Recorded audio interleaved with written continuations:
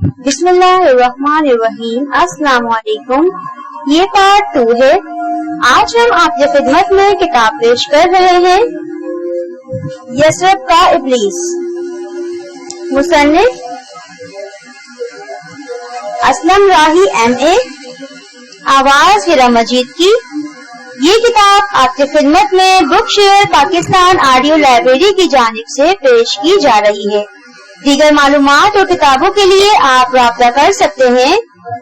Call number 0300291960، what's app number 033324955373 پر محمد اظہر لطیف سے۔ تو آئیے سنتے ہیں پارٹ 2 صفحہ نمبر 20 سے۔ روبیل نے اعتراض کرتے ہوئے کہا، اس پر ایمان تو ہم اب بھی لا چکے ہیں۔ حوارین نے معذرت طلب لہجے میں کہا، ہاں میں نے غلط کہا، تمہارا کہنا درست ہے، ہم اس پر ایمان لا چکے ہیں۔ دونوں ایک کمرے میں داخل ہوئے جس کے اندر چاندی کا ایک صندوق رکھا تھا۔ یہ وہی صندوق تھا جس کے اندر وہ کتاب محفوظ تھی جس میں تبان اسد نے نبی اکرم صلی اللہ تعالی علیہ وآلہ وسلم کے نام کوئی پیغام اور تحریر لکھ رکھی تھی۔ اس تحریر کو کسی نے کھول کر پڑھا نہ تھا، بلکہ یہ نسل در نسل ایک دوسرے کے حوالے ہوتی جا رہی تھی۔ روبیل اس صندوق کے پاس آ کر بیٹھ گیا۔ صندوق کے سامنے والے حصے پر یمن کے بادشاہ کے عربی اشعار کندہ تھے، جن کا ترجمہ یوں بنتا ہے، میں گواہی دیتا ہوں بے شک احمد مصطفیٰ صلی اللہ تعالی علیہ وآلہ وسلم اللہ کے رسول برحق ہیں۔ اگر میری عمر نے وفا کی اور ان حضرت صلی اللہ تعالی علیہ وآلہ وسلم کی آمد تک زندہ رہا تو میں ضرور ان کا معین و مددگار بنوں گا۔ روبیل تھوڑی دیر تک ایک عجیب سے پاکیزہ جذبے کے تحت چاندی کی اس صندوق پر ہاتھ پھیرتا رہا۔ پھر اس نے حوارین کی طرف دیکھتے ہوئے کہا، کیا تم میرے لیے اس صندوق کو نہ کھولو گے کہ میں اس کے اندر رکھی کتاب پر ہاتھ رکھ کر دعا مانگ سکوں؟ حوارین نے اپنی جیب سے چابی نکالی اور آگے بڑھ کر اس نے صندوق کھول دیا۔ روبیل نے صندوق کے اندر رکھی چمڑے کے چند اوراق پر مشتمل اس کتاب کو چوما۔ دوبارہ اس نے چرمی کتاب کو چاندی کے اس صندوق میں رکھ دیا۔ پھر کھلے صندوق کے سامنے بیٹھ کر وہ ایک وجد اور ایک انوکھے التہابی اور آتشی انداز میں دعا مانگ رہا تھا، اے میرے زمین و آسمان کے پیدا کرنے والے، یثرب تیرے آنے والے نبی صلی اللہ تعالی علیہ وآلہ وسلم کا دار الہجرت ہے۔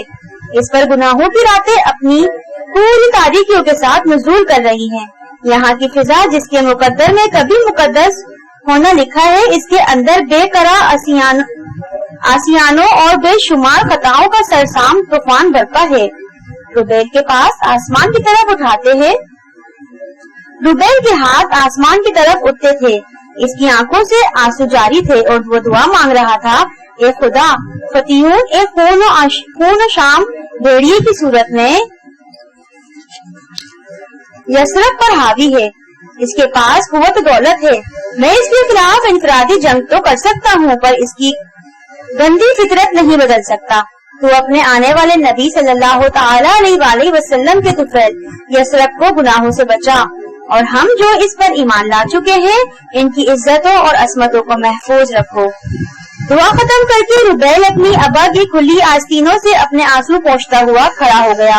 اس نے جب مڑ کر دیکھا تو اس کے پیچھے حوارین کھڑا تھا، اس حالت میں کہ اس کے ہاتھ چھاتی پر بندھے تھے، آنکھیں بند تھی اور اس کے آنسو بہ رہے تھے۔ روبیل نے دل فگار سی آواز میں کہا، میرے محترم، صندوق بند کر دو، میں اب مالک بن اجلان کے پاس جاتا ہوں۔ حوارین سنبھل گیا، اس نے اپنی آنکھیں خشک کر لی اور نیچے بیٹھ کر وہ صندوق بند کرنے لگا تھا۔ روبیل تیز تیز قدم اٹھاتا ہوا تبان کے محل سے باہر نکل گیا تھا۔ ایک خوبصورت اور خوشنما مکان کے سامنے روبیل نے اپنے اونٹ کو پھر روک لیا۔ وہ نیچے اترا اور آگے بڑھ کر مکان کے دروازے پر دستک دی۔ تھوڑی دیر بعد ایک خوبصورت نوجوان اور دلکش لڑکی نے دروازہ کھولا۔ روبیل نے اسے مخاطب کرتے ہوئے کہا، کنتورا، کیا تمہارا بھائی اندر ہے؟ لڑکی جس کا نام کنتورا لے کر پکارا گیا تھا ذرا سی مسکرائی، پھر دل نشی لہجے میں اس نے کہا، آخر تو اندر ہی ہے، پر تم تو کعبے کا طواف کو گئے تھے نا، کب لوٹے ہو؟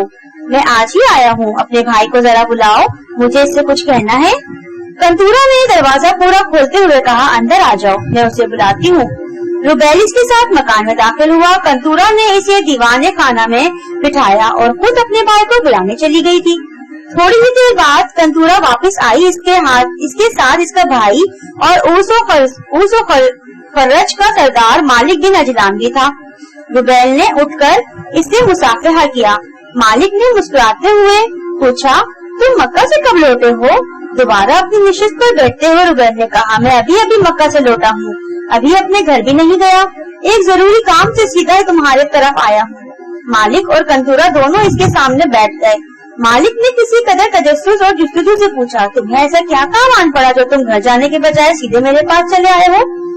रुबेल ने बालिगाना और मुदब्बराना लहजे में कहा, क्या ऐसा मुमकिन नहीं कि तुम गस्सान के बादशाह अबू जबीला के पास मदद की दरख्वास्त लेकर जाओ कि वो अपनी कुव्वत इस्तेमाल करके हमें फतीहुन की लानत से निजात दिलाए? मालिक ने चौकन्ना होते हुए कहा, ऐसा कोई ख्याल भी अपने दिल में ना लाना।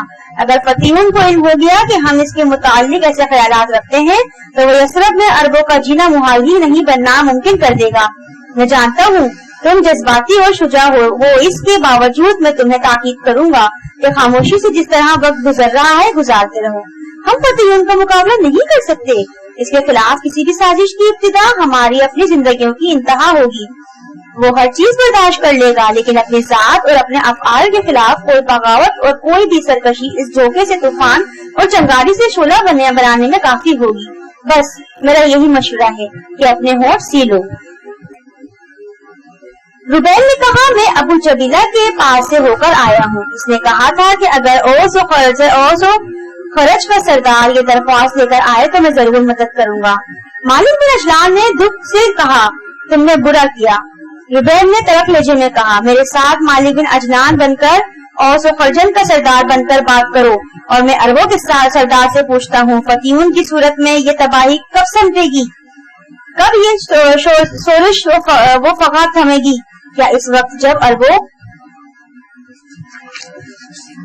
का सारा दामन खून में डूब जाएगा, ज़हनी रिश्ते बिखर जाएंगे और हमारी मसा में कोई राब्ता, कोई कायदा और कोई ज़ाब्ता बाकी न रहेगा? अजलान के बेटे, किस्मत के मोहब्बत में खड़े होकर अपनी कौम के लिए सुबह आजादी की तमहीद ना बांधो। फतीहुन हमारी रूहों का कातिल है और इसके लिए एक गैर फानी अमल शुरू करने की जरूरत है। अगर तुम अबू जबीला के पास नहीं जा सकते तो आओ ओसो फर्जन का मुसल्ला करें और यसरब में जुल्म के दोज़ख को मुकत्तिल के इस मुहाफिज को हम खुद ठिकाने लगा दें। अगर तुम ऐसा भी नहीं कर सकते तो फिर मुझे मतलूब कर दो। याद रखो मालिक, यहूदी सिर्फ खंजर की जबान समझते हैं और इनके शऊर को बेदार करने के लिए हमें एक ना एक रोज अपने खंजर को बेनयाब करना ही होगा। क्यों ना इसकी इब्तिदा अभी ही से कर दी जाए। उस वक्त की इब्तिदा से क्या हासिल जब अरबों की सारी लड़कियां बेआबरू और अवतार हो चुकी होंगी। रुबेल जब खामोश हुआ तो कंतूरा ने कहा, रुबेल ठीक कहता है, हमें फतीहुन के खिलाफ जरूर किसी अमल की इब्तिदा करनी चाहिए। मालिक ने इन दोनों के ख्यालात को झुटलाते हुए कहा, तुम दोनों का फैसला जज्बाती है। हम में इतनी सख्त नहीं कि हम फतीहुन की कुव्वत का मुकाबला कर सकें। रुबेल ने तुम्हें मक्के से लौटते हुए क्या कहा होगा कि तुम इसी सरकशी और बगावत की बातें करने सीधे मेरे पास चले आए हो? घर जाओ, तुम्हें आराम की जरूरत है। तुम्हारी माँ और तुम्हारी बहन तुम्हारा इंतजार कर रही होंगी।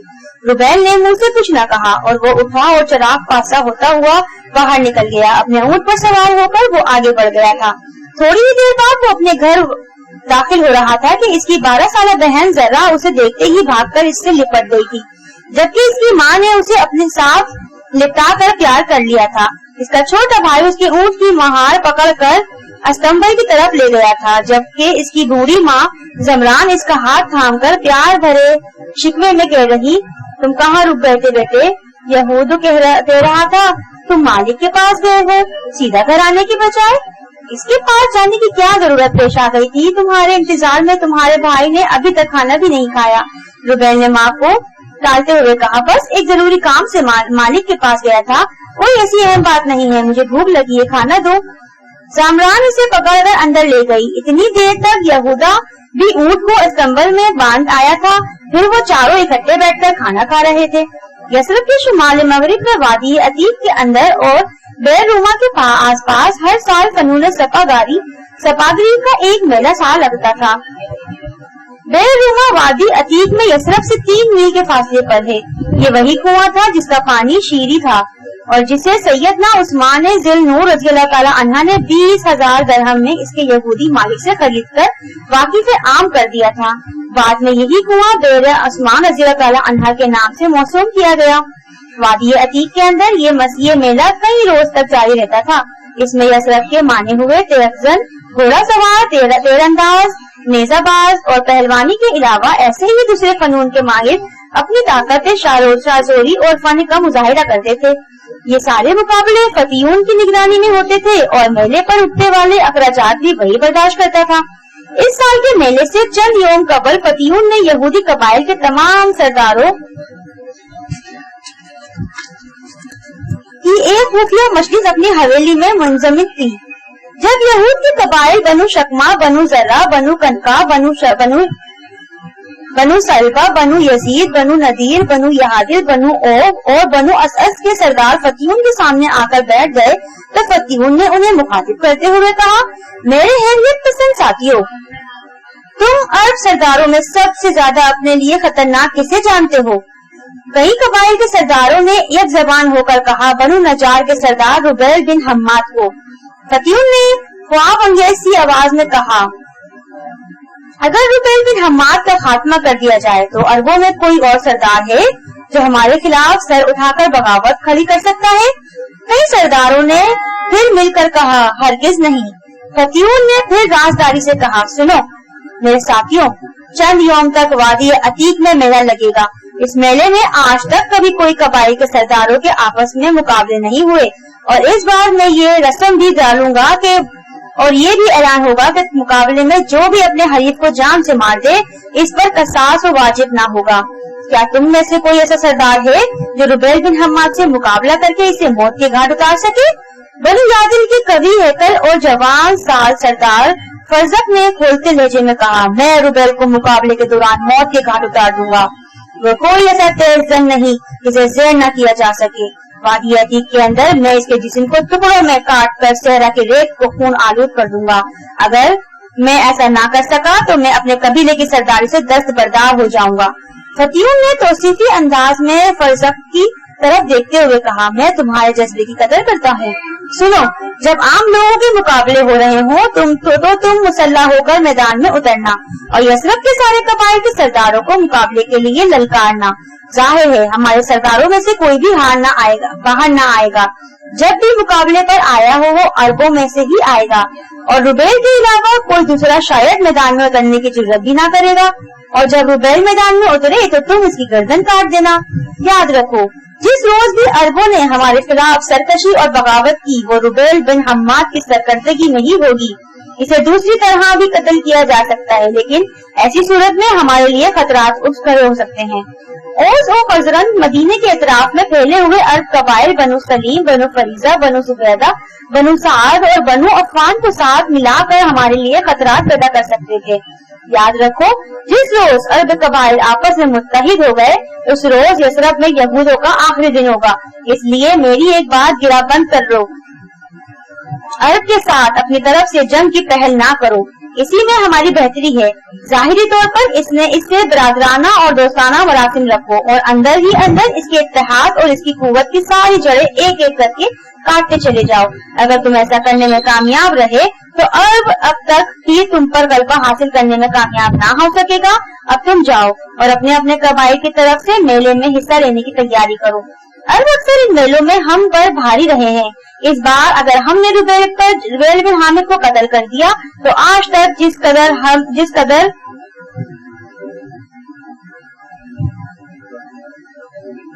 हजेमतें हमें उठाना पड़ी है इसका अजाला हो जाएगा। यहूदियों के तमाम सरदार उठे और फतीऊन की हवेली से बाहर निकल गए थे। वादी अतीक में बैरूमा के एतराफ में फनून सिपागेरी का मेला लगा और 3 दिन तक जारी रहा। इसमें जानवरों और दीगर अशिया की खरीदो फरोख्त के अलावा ऊंट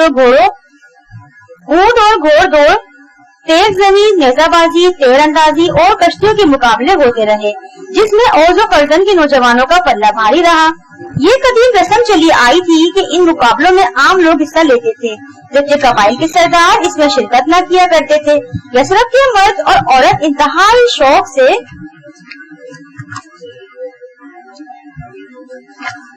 جسم غفیر کی صورت میں یہ میلہ دیکھتے تھے۔ اشیاء کے لین دین کے علاوہ یہ ان کے تفریح کا ایک سلسلہ بھی تھا۔ تیسرے اور آخری روز جب تقریباً تمام قبائلوں کا فیصلہ ہو گیا، بنو یہدل کا یہودی سردار فرزق، جس نے اپنے آپ کو پوری طرح مسلح کر رکھا تھا، اپنے گھوڑے پر سوار میدان میں اترا۔ اس کے ہاتھ میں برہنہ تلوار تھی اور اس کا گھوڑا اپنے لمبے یالوں کی موٹی گردن کو خم کیے کلیل کرتا ہوا میدان میں اترا تھا۔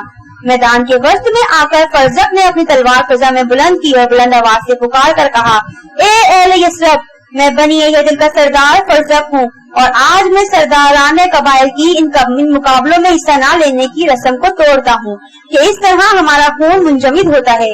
تم میں کوئی ایسا سردار ہے جو یہ جان کر میرے مقابلے پر آئے کہ اگر وہ میرے ہاتھوں مقابلے کے دوران مارا گیا تو اس کا کوئی قصاص نہ ہوگا؟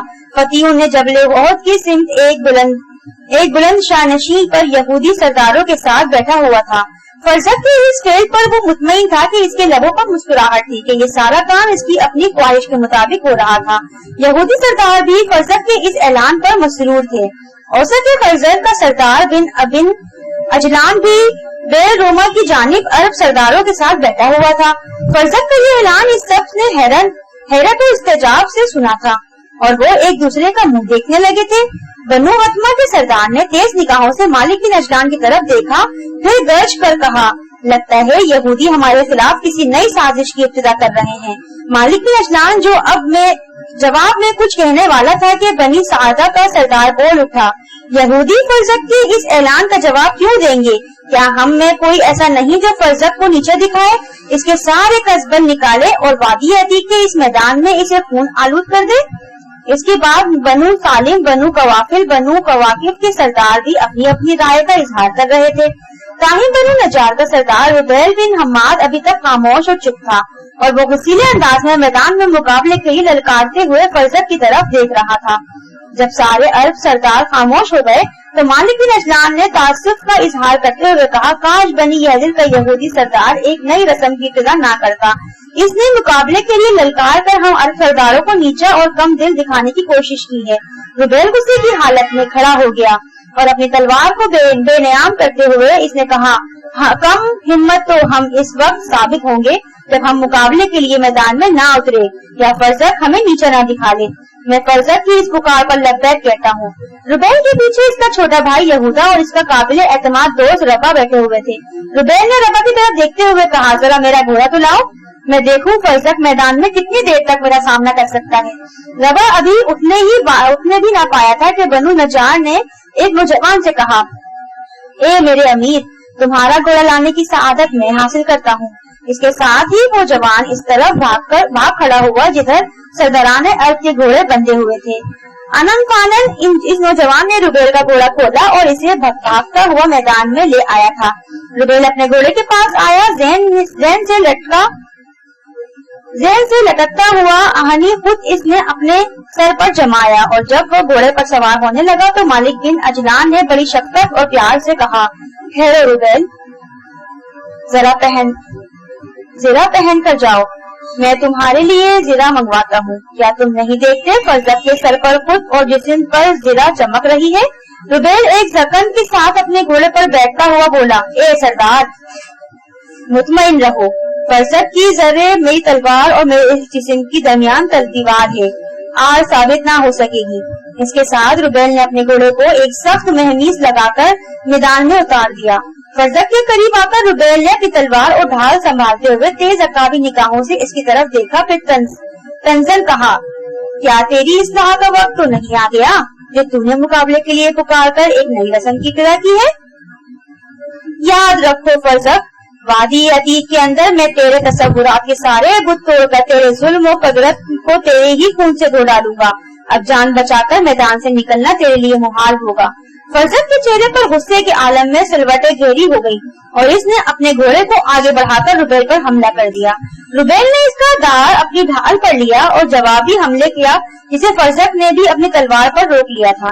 پھر وہ دونوں اپنے اپنے گھوڑوں کو دائیں بائیں سے ایڑ لگا لگا کر اور پینترے بدل بدل کر حملہ آور ہونے لگے تھے۔ شروع میں روبیل نے اپنے آپ کو زیادہ تر دفاع اور ہلکی پھلکی جارحیت پر محدود رکھا تھا، پھر آہستہ آہستہ وہ بھڑک اٹھا اور اس کے حملوں پر شعلے کسی چمک اور چنگار سے رعد سی ہولناکی پیدا ہو گئی تھی۔ لگتا تھا اپنے دامن میں قیامت لیے وہ فرزت کے لیے برق و بار کا طوفان بن گیا تھا۔ وادی عتیق میں اس نے تیز اور خطرناک و میہب حملوں کا ایک ہنگام واد دہام کھڑا کر دیا تھا، جبکہ فرزت نے اب اپنے آپ کو صرف دفاع تک محدود کر لیا تھا۔ روبیل کی تیزی اور تواتر کے ساتھ برستی ہوئی تلوار سے دفاع کرتے کرتے اس کی حالت اس بھیڑ جیسی ہو گئی تھی جو اپنے گلے سے بھٹک کر کسی بلگیڑیے کا شکار ہو گئی ہو۔ شاید وہ یہ سوچ رہا تھا کاش فتیون کے کہنے پر اس نے اس مقابلے کی ابتدا نہ کی ہوتی۔ فرزاد کی اس وقت چیخ نکل گئی جب روبیل نے دائیں طرف کا چکما دے کر بائیں جانب سے اس پر تلوار گرا دی، جس سے شانے کے قریب سے فرزاد کی ذرا کی کڑیاں کٹ گئی تھی اور خون بہ نکلا تھا۔ شاید اسے ہلکا سا زخم بھی آیا تھا۔ اس کے ساتھ ہی روبیل نے زہر آلود لہجے میں کہا، سن فرزاد، قسم ہے مجھے اپنے آنے والے سرائے رسول اللہ صلی اللہ تعالی علیہ وآلہ وسلم کی، میں نے اپنی پوری قوت سے تجھ پر وار نہیں کیا۔ اگر ایسا کرتا تو تیری ذرہ کے ساتھ میں تیری سارے جسم کو بھی کاٹ کر رکھ دیتا۔ دیکھ فرزاد، میرے اس ہلکے سے وار نے تیری ذرہ کی کڑیاں کاٹ دی اور اب میرا دوسرا وار تیرے جسم کی ہڈیاں اور گوشت کو کاٹ دے گا۔ فرزاد کا رنگ پیلا ہو گیا تھا۔ روبیل نے پھر طوفانی حملے شروع کر دیے تھے۔ اچانک اس کی تلوار چمکی اور کونتی ہوئی پھر وہاں گری جہاں سے کڑیاں کٹ گئی تھی اور فرزاد کے جسم کو پسلیوں تک کاٹتی چلی گئی تھی۔ فرزاد گھوڑے سے گرا اور دم توڑ گیا تھا۔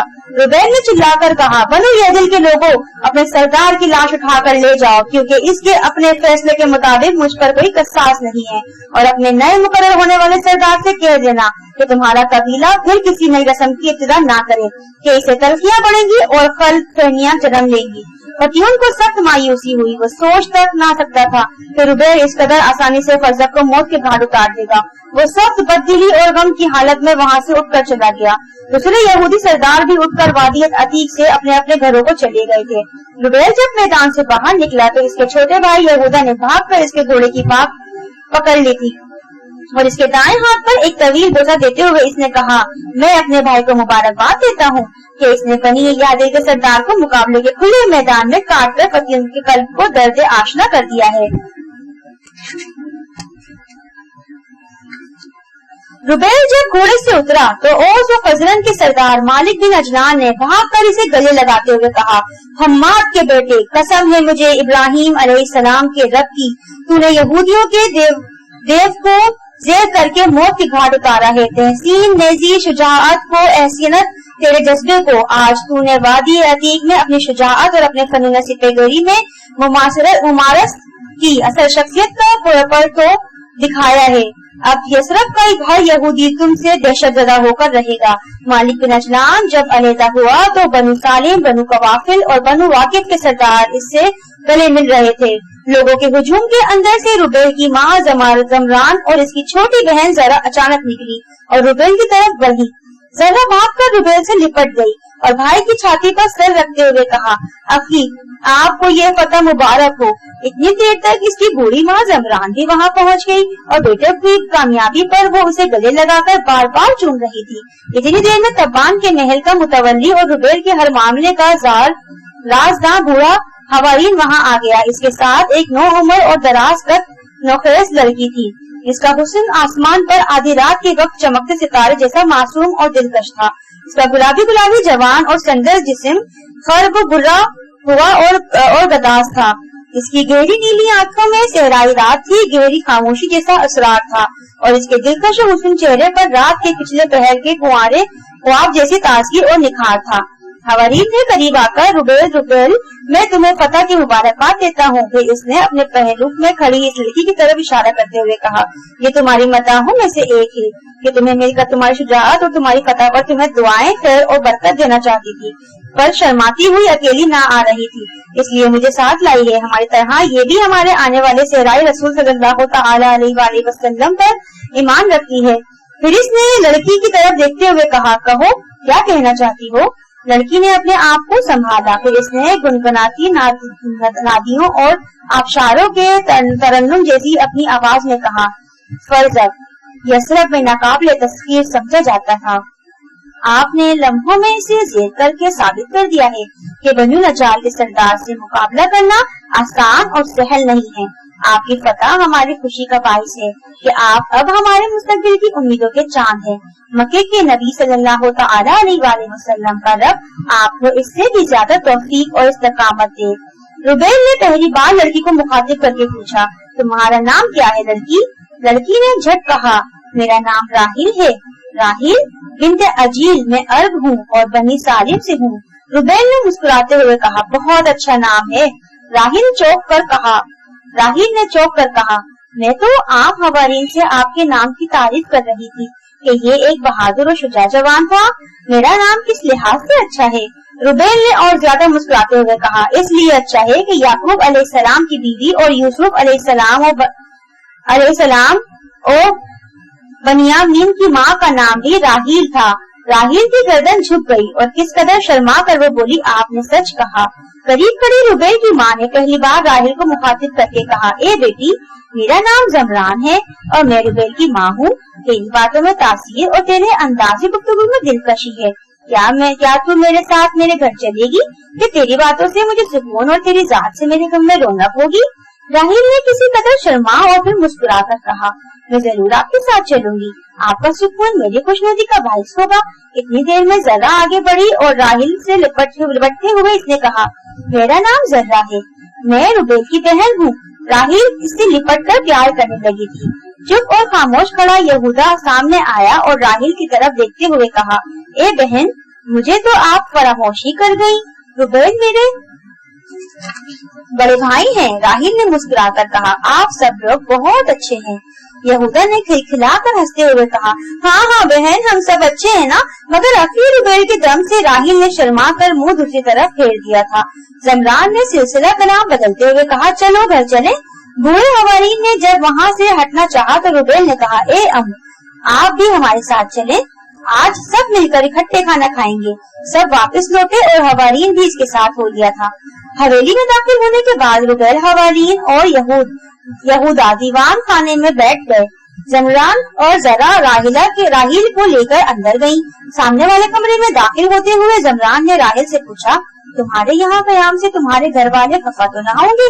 राहील ने पुरसुकून रहते हुए कहा, नहीं, मेरे बाप को जब खबर होगी कि मैं अरबों के फतह रुबैल को मुबारकबाद देने के बाद इनकी माँ के साथ इनके घर गई तो इन्हें कोई इतराज न होगा। जमरान ने हमदर्दी करते हुए कहा, तुम घर के कितने अफराद हो? राहील एकदम मांद पड़ गई और उदास बिखरे लहजे में इसने कहा, मैं अपने माँ बाप की वाहिद औलाद हूँ। और राहील कहते कहते रुक गई और किसी एहसास के तहत उसने मुड़कर जब पीछे देखा तो वहाँ रुबैल खड़ा था। राहील को खामोश होता देखकर इसने इसकी हिम्मत बढ़ाते हुए कहा, तुम अपनी गुफ्तगू मुकम्मल करो, मैं तुम्हारी बातें दिलचस्पी और गौर से सुन रहा हूँ। राहील ने गर्दन झुकाते हुए कहा, मैंने जो कुछ कहना था कह चुकी। रुबैल ने पूछा, तुम्हारे बाबा क्या करते हैं और तुम्हारी गुजर बसर कैसे होती है? अपनी गर्दन झुकाए राहील ने दुख से कहा, मेरा देश के करीब हमारा एक छोटा सा बाग है। इसके अलावा चंद बकरियां पर मुश्तमिल हमारा एक रेवड़ है। बस यही दो चीजें हमारी गुजर बसर का जरिया है। रुबैल ने इस बार जमरान की तरफ देखते हुए कहा, हाँ माँ, आज खाने का कोई बंदोबस्त ना होगा? मुझे भूख लगी है और फिर दीवान खाने में हवारीन भी है, हम सब वही खाना खाएंगे। और हाँ माँ, राहील को खाना खिलाए बगैर जाने ना देना। जमरान ने मुस्कुरा कर कहा, ये जाएगी कहाँ? आज ये इस घर का खाना खुद ही तैयार करेगी। तुम राहील से इसके घर का पता पूछ लो और इसके बाबा को जाकर खबर कर आओ कि राहील हमारे यहाँ है, ताकि वो परेशान ना हो। रुबैल ने फौरन राहील से कहा, अपने घर का पता कहो, मैं अभी तुम्हारे बाबा के पास जाता हूँ। राहील ने मुस्कुराकर कहा, पते की कोई जरूरत नहीं है, आप बनु सालिम में चले जाइए। वहाँ जिससे भी पूछेंगे वो आपको मेरे बाबा के मुतालिक बता देगा। मेरा ख्याल है आप थोड़ी देर रुक जाइए। मेरे बाबा मेले में मेरे साथ थे, मैं उन्हें बता कर ही घोड़े के साथ आपके पास गई थी। फिर मुझसे गलती हुई, आप लोगों के साथ आते हुए मुझे अपने बाबा से इजाजत लेनी चाहिए थी।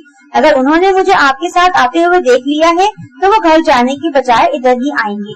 इसलिए कि इसी वक्त एक बूढ़ा घर में दाखिल हुआ और राहील ने जरा रुक कर पूछा फिर कहा, आपको हमारे घर जाने की जरूरत नहीं, मेरे बाबा आ गए हैं। रुबेल आगे बढ़ा और इस बूढ़े से मुसाफिहा करते हुए कहा, मेरा नाम रुबेल है और राहील को मेरी माँ अपने साथ ले आई है। मैं इसी की इत्तला करने आपके घर जा रहा था। इस बूढ़े ने भी खुश तबई से मुसाफिहा करते हुए कहा, मैं राहील का बाप अजील हूँ।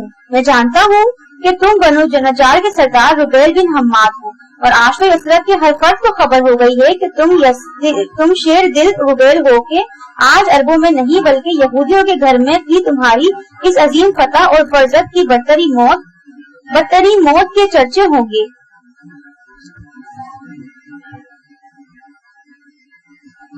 नावल यसरत के इबलीस का पार्ट 2 यहाँ इख्तिताम पसीर होता है। बकिया किताब सफा नंबर 36 से समाप्त फरमाइए। शुक्रिया।